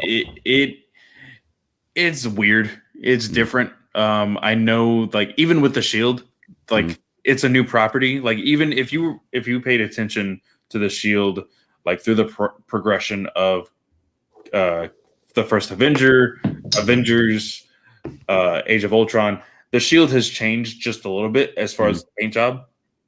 And the same thing with the suit. And I love the progression of the suit because you get into this awesome looking suit of Age of Ultron, and then like it degresses through Civil War, Infinity War, and then Endgame. So with this new suit that Walker is wearing, he totally looks like a douchebag. I really like Cap's World War II fucking suit. I don't know why. Yeah. I've always loved that suit. I love The camo and everything. Yeah. I'm not gonna lie, I love the Shield Captain America suit. It just looks good, man. I almost bought the T-shirt like for the Shield Captain America suit, like just it looks like an Air Force shirt. Yeah, like I love that one. It's a callback to when Captain America was like the head of Shield, Steve Rogers. Yeah, it's a really cool looking shirt. And then dang it, I forgot what the last point I wanted to bring up was. Oh yeah, so Walker doesn't have super strength, right? He's not a super soldier. How does he throw that shield so hard and catch it? So Nathan hasn't seen this, he'll see this tonight, but there is a montage of like all the great things that Walker can be because he's like this basically a super soldier without being a super soldier. He was in like special ops, he was doing all these other stuff. And it shows a montage of him throwing the shield, which was very surprising. And it shows the shield ricochet off of like 3 dummies and then it comes back to him. That's dangerous. Yeah. And I know that because it showed it in the trailer for Falcon and the Winter Soldier. So I know eventually we'll see Sam do it. But I think it just takes practice. Like I feel like it could easily, like just the way he like is like catching it, which is a very weird way to catch a shield anyway. Yeah. But it's like through the straps and you have to like line it up perfectly and they like twist their entire body to do it. I understand that it's mostly because of the visual effects. It's just like it makes the fluidity of it all look good, but it's still very odd how they catch it. Yeah. Because if you were a super soldier like that of Bucky, you know, like you could do the shield grab. Which he does in this episode. Where he just like grabs it like with a full stretched arm. But yeah, I would love to see how they're explaining how this person without a super soldier serum inside of him can keep up with everybody. They gave him something. Come on, bro. You know the government was being all fishy. They gave him something. I mean, maybe. He even says in this that he doesn't have it. Like that's kind of the thing is I don't have, and he doesn't act like he does. Well, next episode when he's just laughing in the dark in the mirror all night. Well, maybe that does play a part of it. Like on top of like all the political stuff, there's also like a hint of like, hey, I'm gonna roid it up, man, and he shoots up roids in the locker room or something. Yeah, my bees are gonna be so small. Oh yeah. Acorns. Oh my God. All right. Well, we'll continue to cover Falcon Winter Soldier as it goes on weekly. I guess only for the next few weeks. And just keep up with the show, see how it's going. It's enjoyable so far. Still a few things I have questions about, but I'm giving the show time to answer it. Hopefully they will, and we'll see what happens. So Nathan, watch episode 2 tonight and let me know what you think, because I will. I think you'll enjoy it. I think it does get better. I mean, it's not getting worse. Let's put it that way. Like I said, when I brought that up, I wasn't trying to be all like, "Oh, I hate the show because this." No, I get it. Yeah, but I mean, I'm just gonna. Nobody else is bringing it up. Maybe I'm the only one that noticed that or thought that. I don't know, but I'm just. It's an observation that I had. So, you know, I mean, whatever. No, I said, you're not alone, man. I felt the same things whenever you told me about it when I saw it. And I was, you know, a lot of the same thoughts. It's just, I think they address it a little bit, and we'll see if they continue to do that. Like I said, I will be very impressed if by the end they address everything on both sides, or in a 360 encompassing view, because that will truly, you know what I'm saying. In the world we live in right now today, I feel like we're regressing instead of progressing. So it'd be nice to see things go unifying. 360. Like I said, but I'm going to keep watching. I reserve judgment till the end. All right. Well, let's move on then, man. Let's get to the last little topic of the night, and the favorite thing I've watched today, because I got to watch both Falcon and Winter Soldier episodes and all 3 episodes of Invincible today, and I loved Invincible. It was awesome. I loved it so much that I was contacting Chris and Brent, and I was telling them, sorry that I didn't listen to you before and read these comics. Where can I buy them? Where should That's I start? what I'm saying. Like, give me an omnibus. Hey, so yes, I'm glad you brought that up, because while we were talking about the Snyder Cut and everything, the person that is the main guy that runs the website that Chris actually shouted out on this latest Marvel Alliance. I believe it is called Organic Priced Books. JP, it's the one you showed me before we got on, right? Yes. Yeah. Okay. He messaged me back, and he does in fact order them on demand. So you have to purchase it, and then he will order it. I literally ordered mine while we were just talking. He said that he's going to go ahead and order them later on tonight. I went ahead and ordered the first 4 Ultimate collections of this. And Nathan, if you were interested, the first 4 collections on his website is $40 cheaper than the first 4 collections on Amazon. Which is unheard of. And that's with shipping. With shipping. When comparing to Amazon, Amazon always undercuts everybody. And that is the way they make their sales.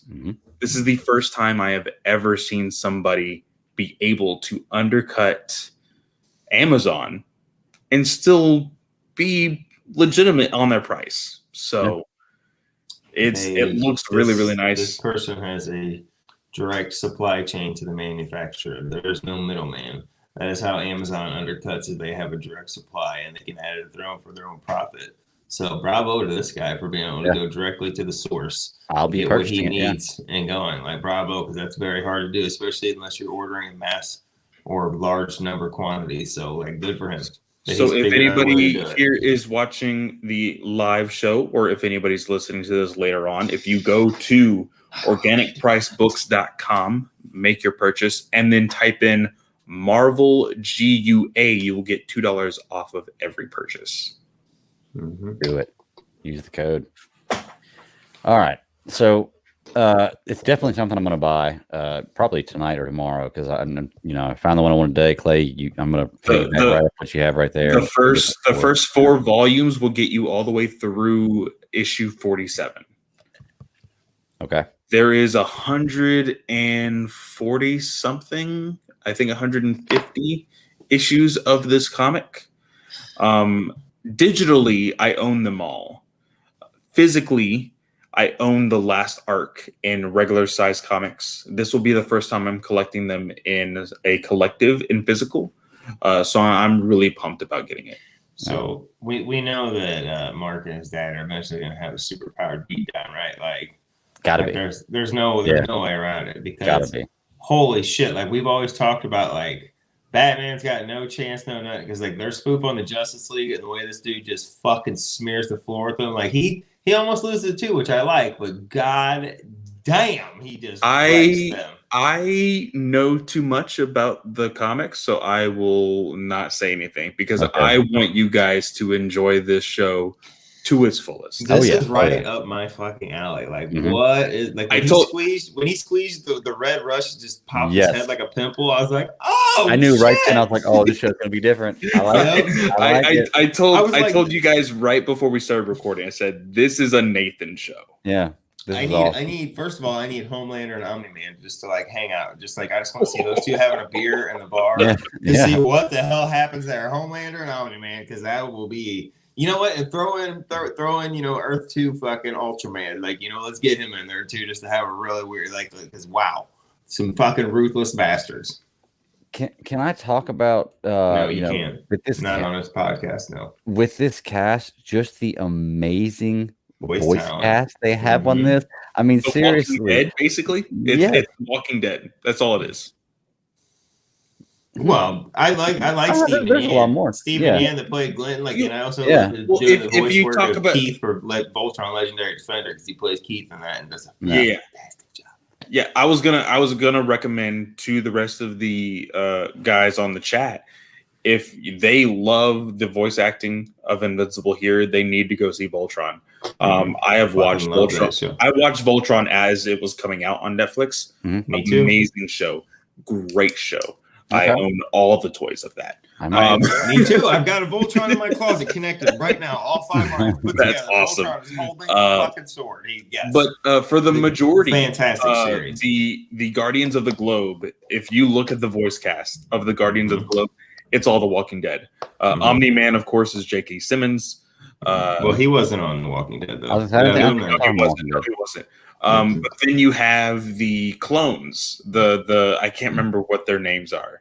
But the big blue guys, played by Kevin. Oh my gosh, Kevin Michael Richardson. Yeah. Richardson, yes. Yeah. He played both. He did both of the voices. He did both, of course. He does a lot of good shit. He is probably one of my favorite voice actors. He does a weird spin and a good interpretation of the Joker once you get used to it. Batman. Yeah, when you get used to it, it's a very different take, but once you get used to it, you go, all right, I'm in it. I'm in it. Yeah.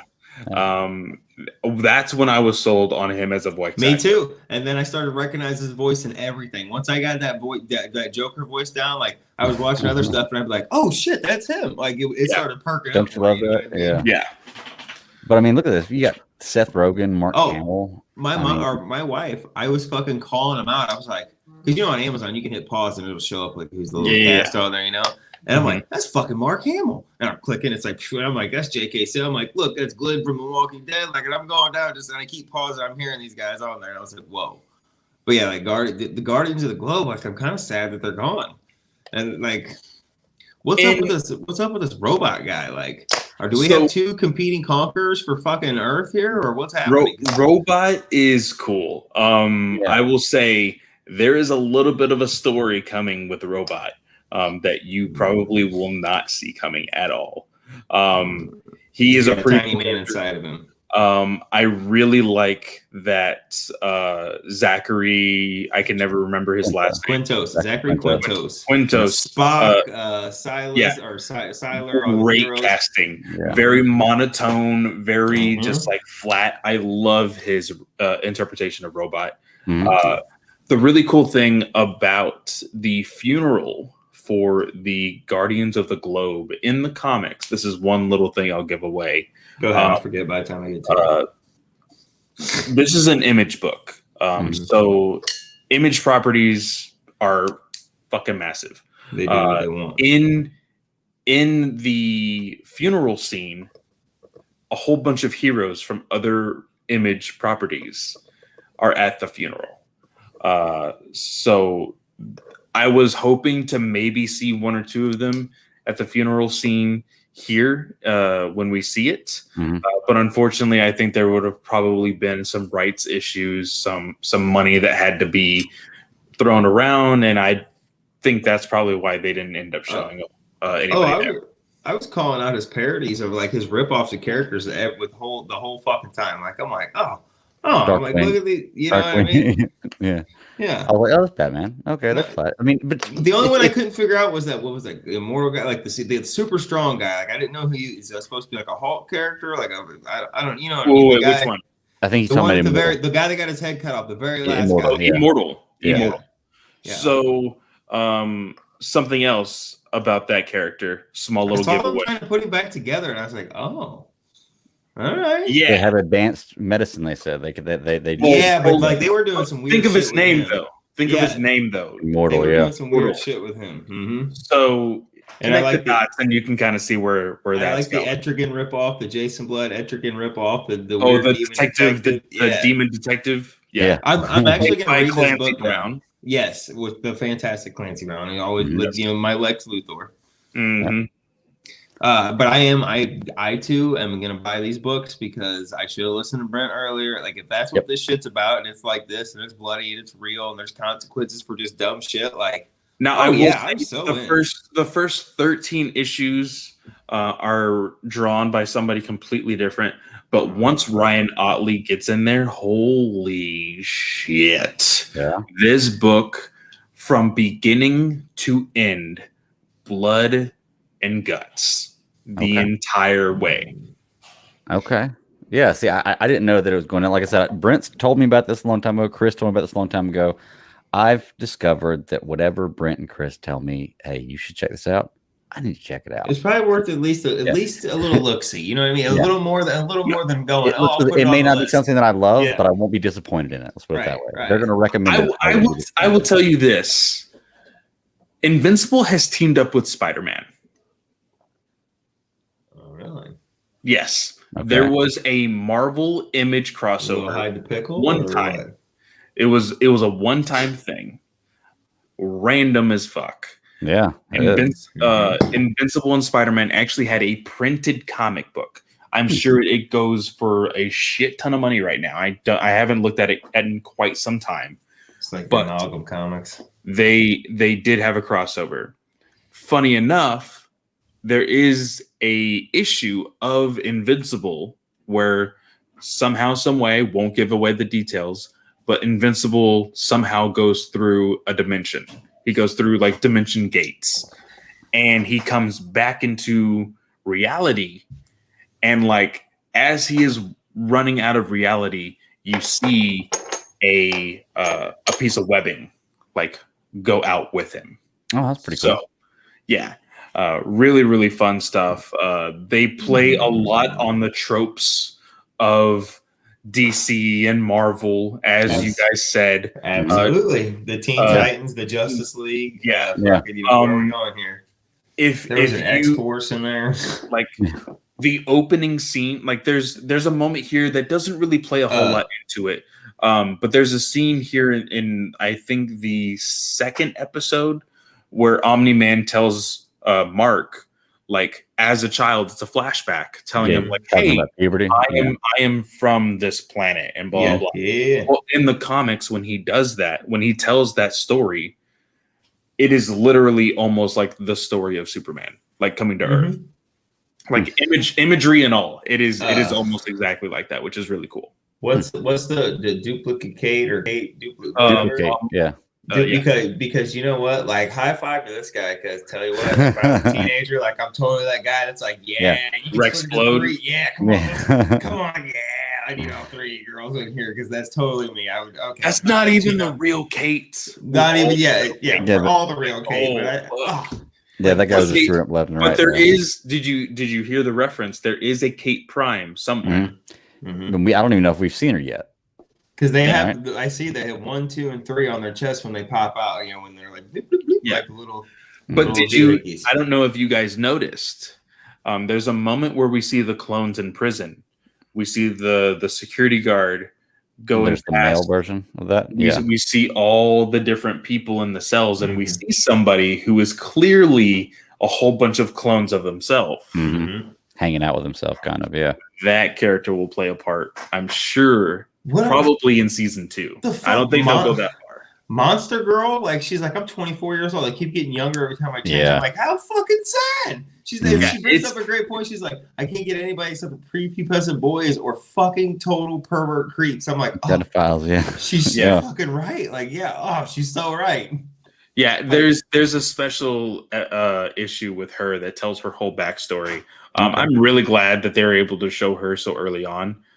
Because I will say, once you read this book, you will notice that the events that happen in these 3 episodes did in fact happen in the comics, but they're happening in a different way here in the show, which I am really thankful for. If you look at the credits, Robert Kirkman, who the Walking Dead creator and all that, like he wrote the entire first episode, and Yeah. he's an executive producer on this, and he's been trying to get it out there. So any rearranging things or changing it is totally okay by him. Yeah. And like, you know what? It fucking fooled me at first. It would go to the credit and it would show like the 2 credit scene, and I'd go to get up, and then all of a sudden, whoop, another scene. Yep. I'd be like, whoa. There's like 6 and I'd minutes sit left. back Yep. down. Yeah. And the really cool thing about that is And he like never says his name. It just shows the card, you know, because I'm in the splash page Invincible on the screen. yeah. Mhm. I really love the title card when they do that. Mhm. But what I love about the fact that like these events that are happening in the show are, you know, events that happen in the comic. I love that they're different because I'm not just like, oh, this is going to happen, this is going to happen, this is going to happen, this Right. is going to happen. It gives you There's something a something little to look forward to. completely different Mhm. in the way they happen. Yeah. You know, because we were even having that conversation in the chat today. Tony had said, oh, I always get this idea of, oh, this is going to happen next. And yeah, it might, but it happens on completely different circumstances. So I can't predict what's going to happen. And I like that. Is it different, like the difference between the Flashpoint book and the movie? So or is it different, like where there's different beats? to the story? I will tell you this because it's not that big of a like, oh man, you screwed, you know, the whole thing for me in the comic.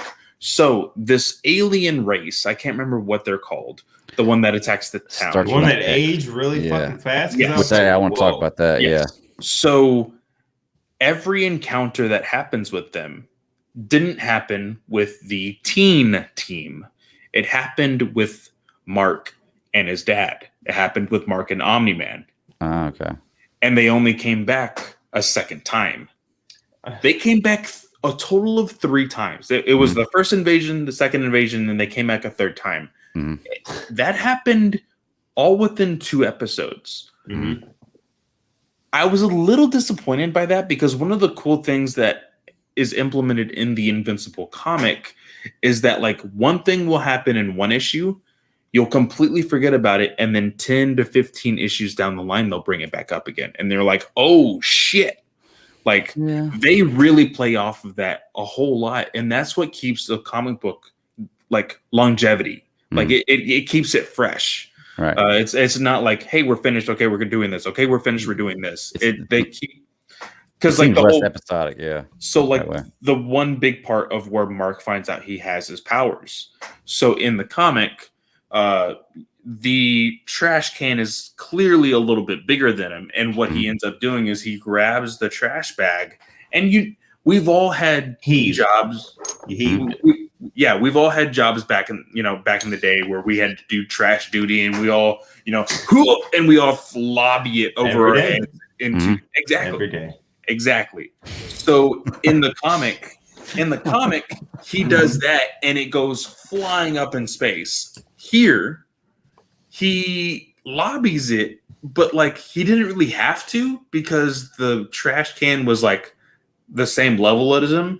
But I understand the concept. Well, they did make him throw the first one and like point out that he had to toss it over his head to get the first one in, I guess. So. Yeah. Well, so when he does that and it starts to just fly off, right? Yeah.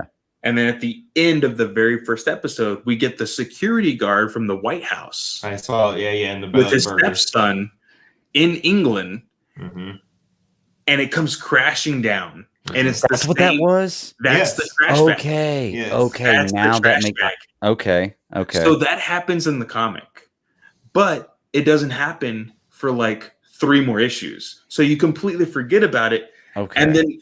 And the funny thing is, because these people don't know where the fuck it's coming from, people start to like worship this trash bag because they're like, oh fuck, this is like space trash. Like people are fucking doing seances on it and shit.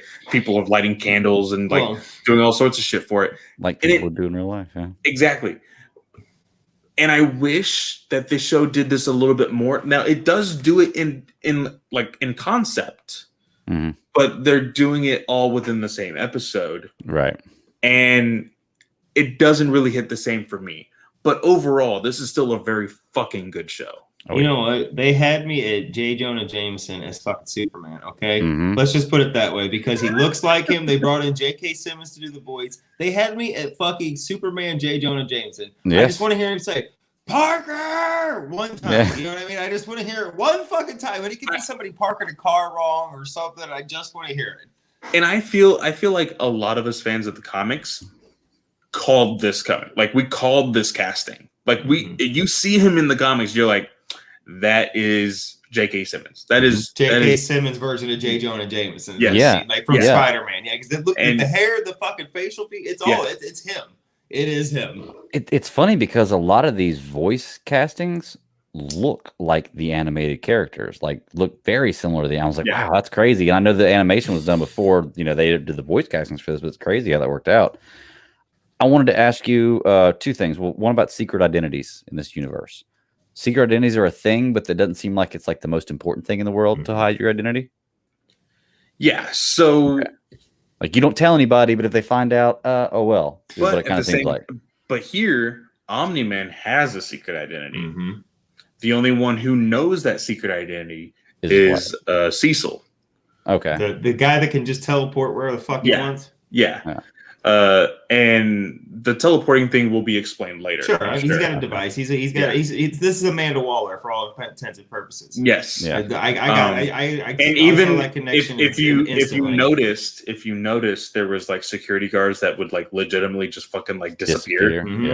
Those guys will be explained later as well. I really liked the red rush or whatever, like the way he was combating Omni-Man by pushing his friends out of like it just fucking like I was like, you know what? I would love to see Flash doing that with Superman if like they attacked the league, like just fucking split second at him. Like, instead of going straight at him, like evading every fucking punch that he could throw. Yeah, like because he was the last second, like, and he was so like I love the way he explained because when he was talking to his girlfriend, and he was like, no, like you don't understand. It's like every conversation, like I perceive, you know, this stuff, and like he was the one that like he noticed that he could hear it or whatever. Like he shoved it more. I don't know. I thought that was. I thought that was excellent. I thought that was really well done. It played really well in animation. Like everybody went quiet. Oh, can we the animation? Oh, fucking top notch, like gorgeous. This is what I want to see. And here's the thing. And I know, Nathan, I feel like you're gonna say something about this. Greg, I know you were kind of a fan of it. If is it Man of Tomorrow or it was Man of Tomorrow. If Man of Tomorrow worked on their animation just a little bit, it could be like this. Me too. I fucking hated that. The backgrounds in Man of Tomorrow look phenomenal, but Superman himself, the way he was moving, I didn't like it. I feel like if you tweak it just a little, it could be on par with this. Let's go Voltron level because that Voltron Legendary Defender, gorgeous animation, gorgeous visuals. I will say where you could really tell the animation with this, not only the choreograph Attack on Titan. But like, as soon as you see Invincible's like first flight in the costume, in his white and blue costume, there's a moment where he's on the crane and the camera pans out. Oh, it just looks majestic as fuck. And then he falls down, flies, does like somersaults, and does all sorts of stuff around the city. And then you see that giant beam, and he's like, "Oh shit!" And he goes to fly it. That whole scene. Beautiful. Amazing. Yeah, there's one scene where him and Eve are flying, and you just see the clouds in the background, and I was like, oh my god, that looks so gorgeous the way they did it. The colors are so bright. I think the best scene out of all three of these episodes has got to be Omni-Man taking out the what is it, the Guardians of the Globe.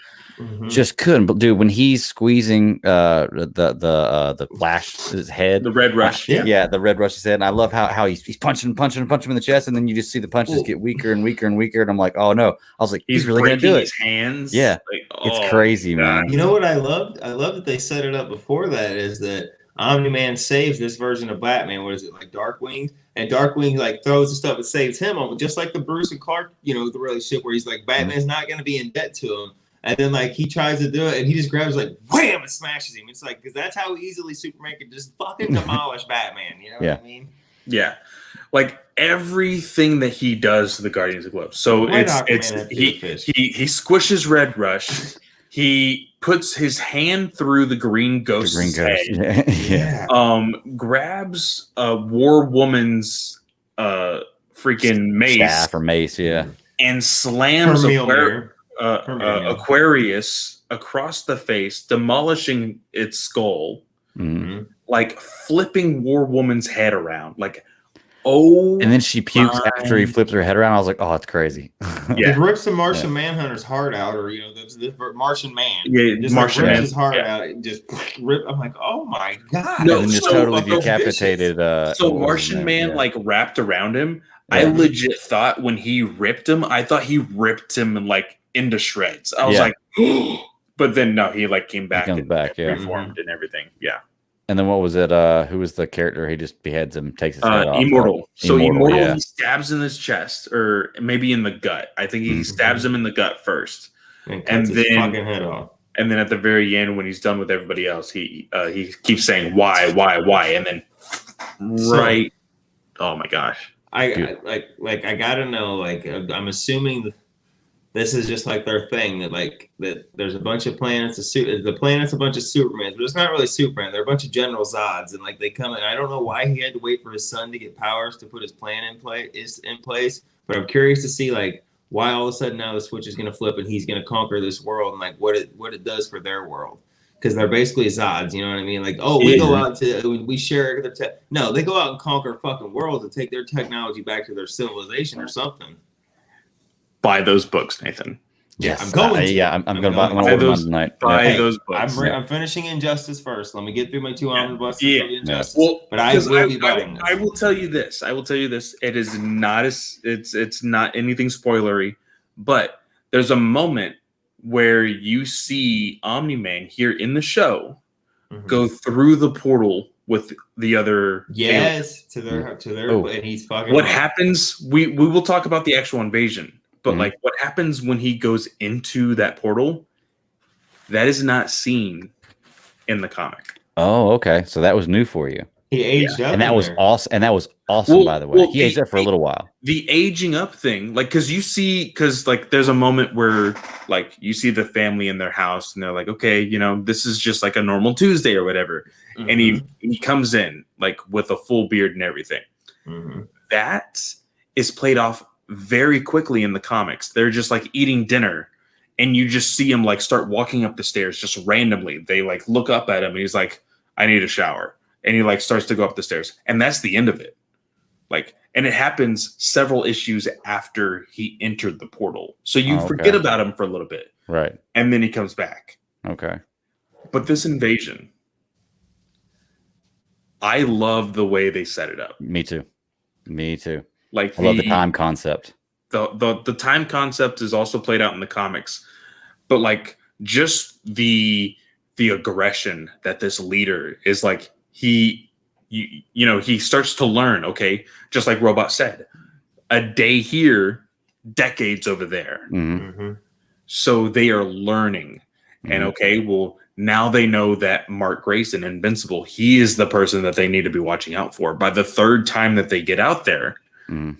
this leader now has this giant mech of a freaking suit and is just kicking the crap out of Invincible. About to kill him. Looks Didn't like. even expect Omni-Man to get in there. Mhm. It was fucking wild. Yeah. Dude, Robert Kirkman, while I didn't read Walking Dead, I've been reading Oblivion Song, which is a great Robert Kirkman comic. And then Yes, very now good. with Invincible. Dude, this guy just writes a great story, man. He's just got an amazing mind. I absolutely love it. He has another book out called Firepower. Just Okay. recently started. I think it's only like maybe 16 to 20 issues in. That's not too bad, yeah. Not too bad. Okay. But check that one out as well. Yeah. Really good. But I'm sitting here looking at it now, man. I'm looking at the stuff that I keep up with, and honestly, I keep up with more IDW and I guess now Image comics than I do really. Definitely than I do any Marvel. Like I think I only read like one Marvel line, and everything else is DC, IDW, and Image. Indie comics are great. Yeah. They're absolutely amazing. That's why Nathan and I read fucking Power Rangers. It's really fucking good. Really fucking good. But My also, latest IDW love right here. oh, the Beast Wars. So, Yeah. I want to get that. I want to check that out. But Greg, if you end up working on Walking Dead, I don't know how you feel about Black and White. They have recently been reprinting Jeez. those in color. Oh, wait. I love black and white. Okay, Black so and white stuff's great. so they, of course, they have the volumes in black and white, and I think they have Walking Dead is over, by the way, if you didn't know. It is completely over. Every single trade is out Kirkman there. ended Yeah, it, so I can just buy the whole thing and you can buy the whole one set. shot. But right now, I think they're on issue like 12 of 13, and they are reprinting them in color.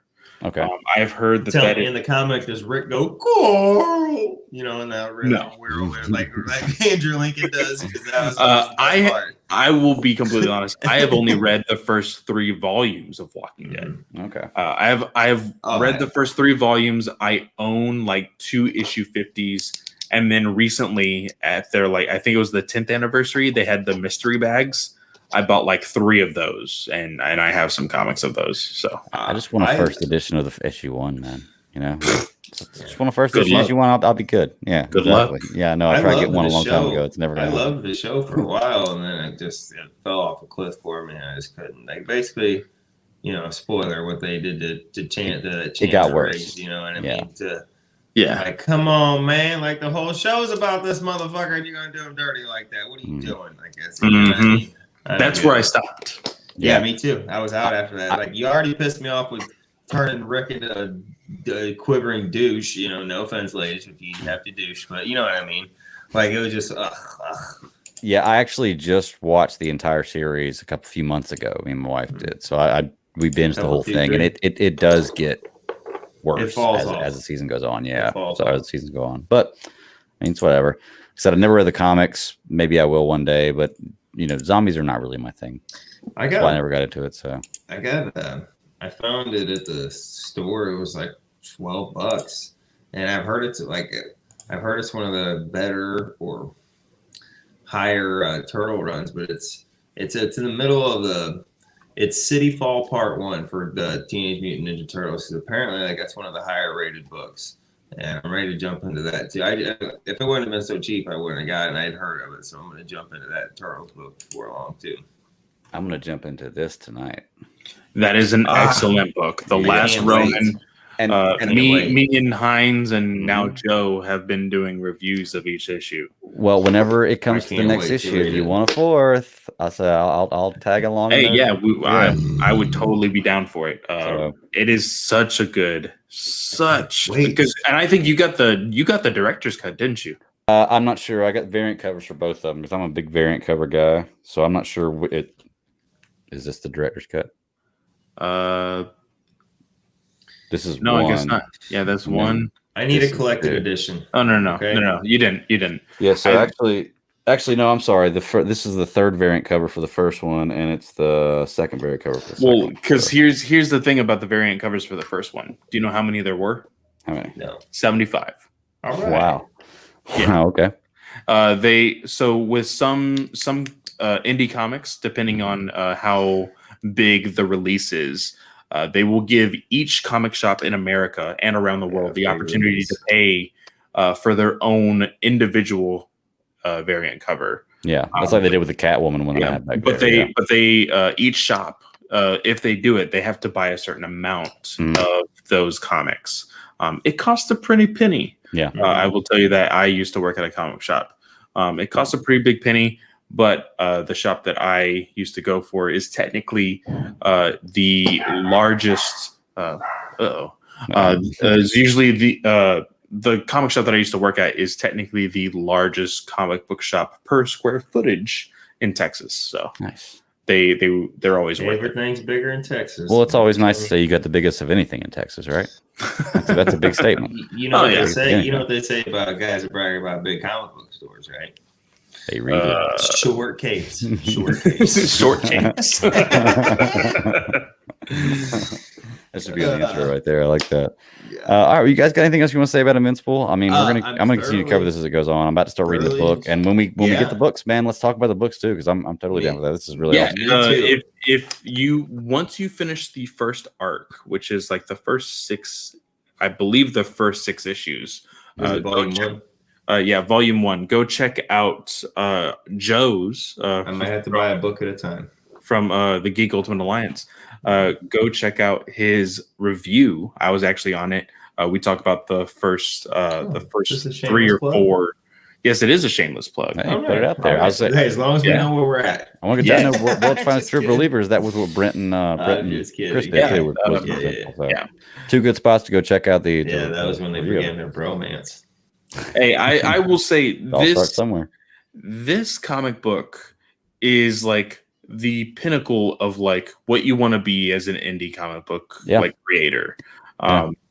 Even there's a book recently that just came out called Radiant Black. They say this is the next Invincible. And there's a reason for that, because Invincible broke barriers. Radiant Black. Huh? All right, I'm adding that to the list to look up. Right, Hey, I'm looking it up right now. Nathan, it's only on issue 2. I know you will like it because Kyle Higgins. I'm in.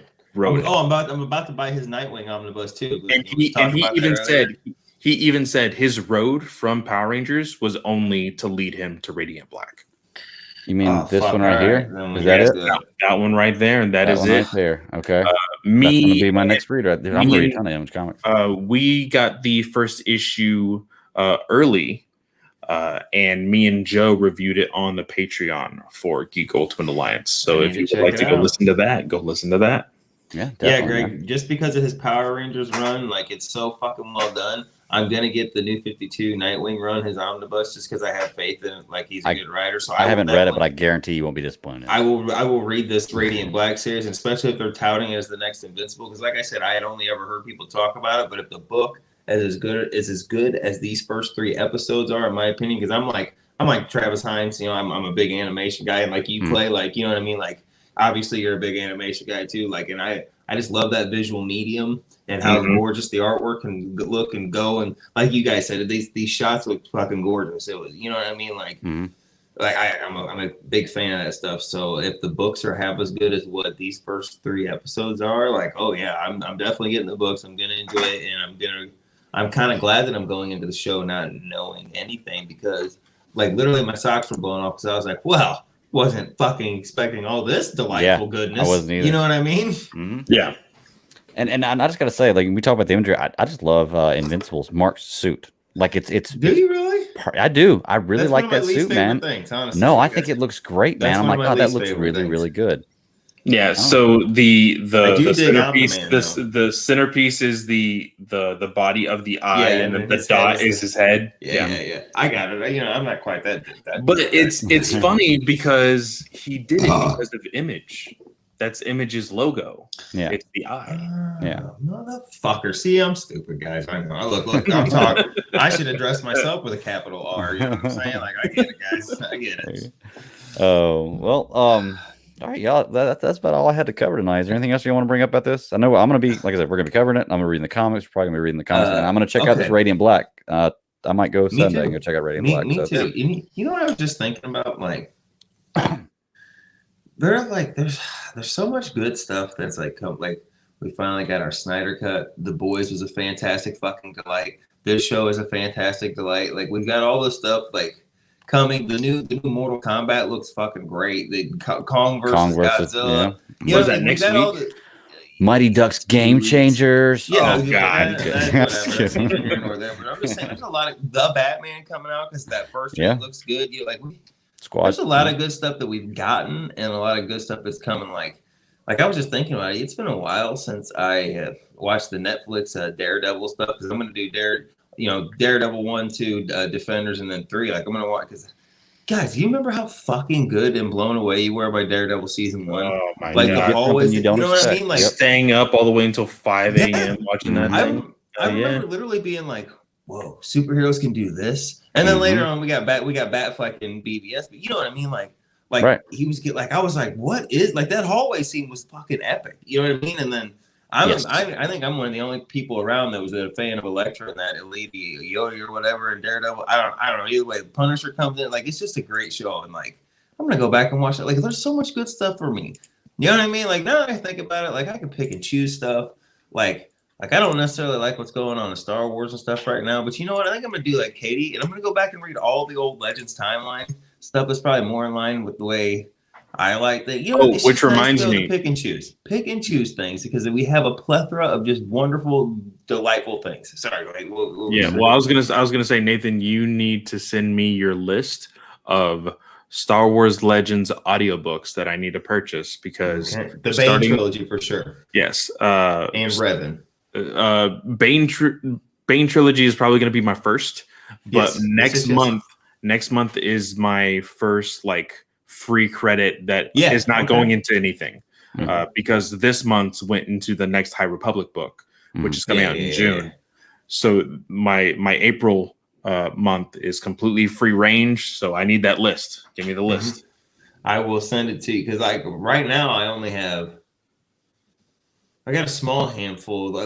I've got Legends books and a lot of it revolves around the Old Republic, but like that Bane trilogy is fucking phenomenal and I highly recommend it. And if that's where you're gonna start, absolutely, let's start there. But I'll send you out like there's a couple other Annihilation and stuff like. I'll send you a few that I know. And really, if you want to talk to the Jedi Master herself, Katie can direct you in any direction in Legends because that is her.